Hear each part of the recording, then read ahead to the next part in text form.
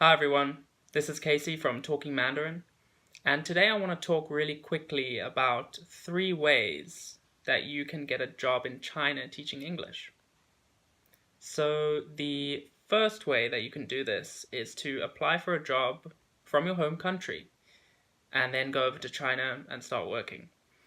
There are many websites you can use to apply for jobs. Some of them will be linked in the description. But like anything, this option has advantages and disadvantages. So the advantage is that securing a job before you leave is really nice because you don't have to worry too much about running out of money or something when you get to China. But the disadvantage is that you don't really know what you're getting. You're relying on the job ad to be truthful, you're relying on your contact at the school to be truthful, your recruiter to be truthful about what they're really offering. And you don't really know. And that's the problem because a lot of these jobs in China aren't really what they make them out to be. Sadly, a lot of the time, if you're dealing with a recruiter, things can be a bit awkward. Sometimes the recruiter makes the job seem better than it actually is because, they want to get you over there. That's their job. That's how they make money.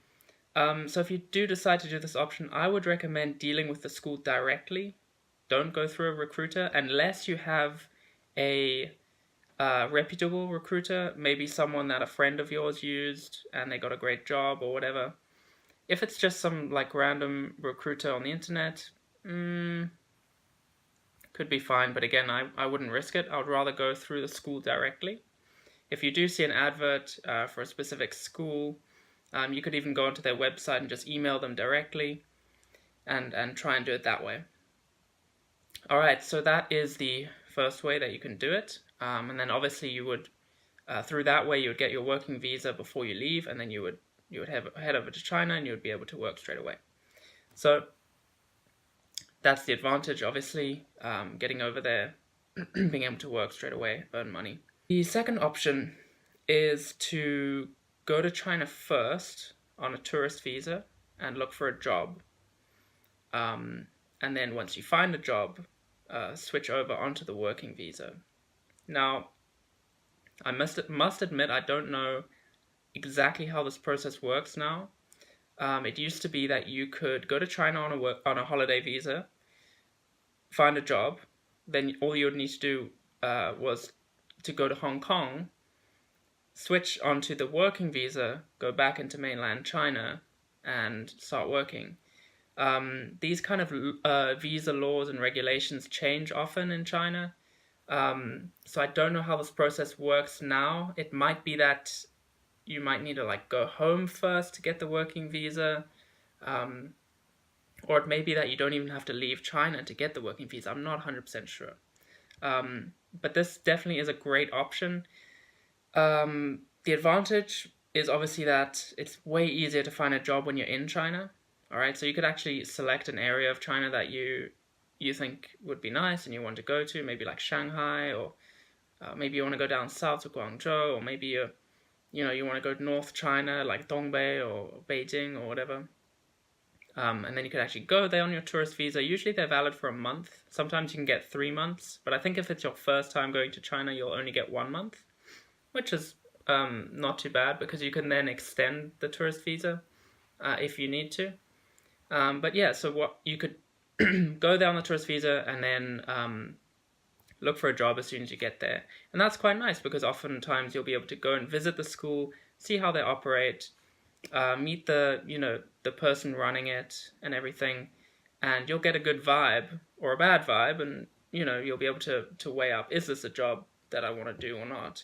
Whereas obviously if you were back home, you wouldn't get to do that. You'd have to just trust the person about what they're telling you about the job, which is a bit dodgy. So that's the advantage. The disadvantage with this is, again, the visa stuff. Not quite sure how that works. You would have to research that. The other disadvantage would be if you don't find a job. Obviously, you don't want to be stuck for money or something. That could be difficult. But again, if you're an English speaker, you're qualified, you shouldn't have any problem finding a job, to be honest. So I would say that is probably the best way to do things. But there is another option, the third option. And the third option is to do a internship first and then transition into a full-time job.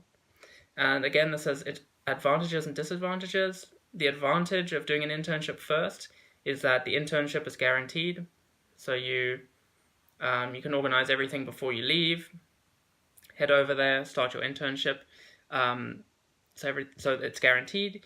The other advantage is that you get experience. If you don't have experience teaching, if teaching scares you a bit, maybe you're not quite, sure about how you can deal with kids, doing an internship is a great way to kind of build some experience, build some confidence.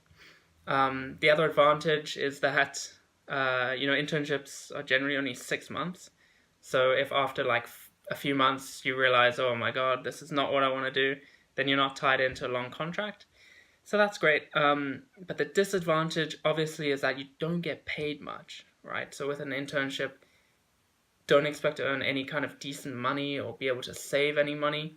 You'll earn enough to live, for sure. They have to pay you at least enough to live, and they'll either give you a housing allowance or a place to stay. So you'll be fine in terms of like being able to survive, but you won't be able to really go out and travel and enjoy the nightlife and stuff because you probably won't be able to afford it. So that's the disadvantage. So these are 3 really good options that you can use. Okay, thank you very much for watching. I hope this was helpful. I know this was a quick video. I didn't really go into too much detail, but if you have any questions about this stuff, just post a comment below. Go check out www.talkingmandarin.com. Lots of information there about learning Mandarin, life in China, teaching English in China, Chinese culture, all that stuff. Yeah. Thanks for watching.